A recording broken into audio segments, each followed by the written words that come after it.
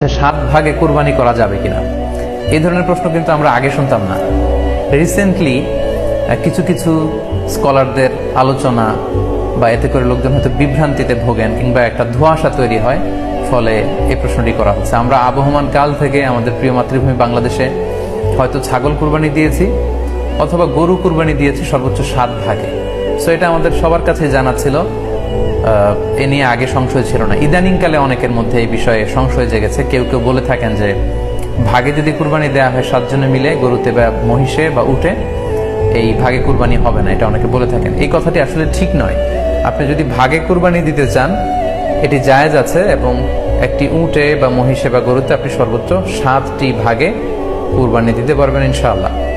এ ব্যাপারে সহিহ মুসলিমের একটি হাদিসকে আমরা এখানে উল্লেখ করতে চাই।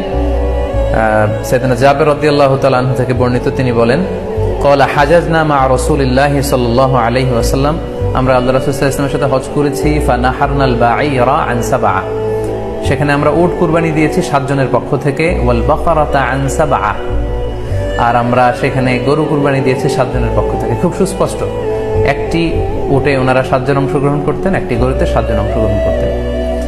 তো এই হাদিসের আলোকে অনেকে বলে থাকেন যে এটি হজের সময়, সফরের সময়, কিন্তু মুকিম অবস্থায় 7 ভাগে দেয়া যায় না। আসলে এই কথাটিও ঠিক নয়, কারণ সুনানে আবু দাউদের আরেকটি হাদিসে এসেছে যেখানে আল্লাহ রাসূল সাল্লাল্লাহু আলাইহি ওয়াসাল্লাম সুস্পষ্ট বলেছেন, সেখানে হজ বা কোনো সফরের উল্লেখ নেই। সেটা হচ্ছে জেনারেল স্টেটমেন্ট, অর্থাৎ আল বাকারাতু আন সাবআ, গরুতে সর্বোচ্চ 7 অংশ দিয়ে কুরবানি দেয়া যায়।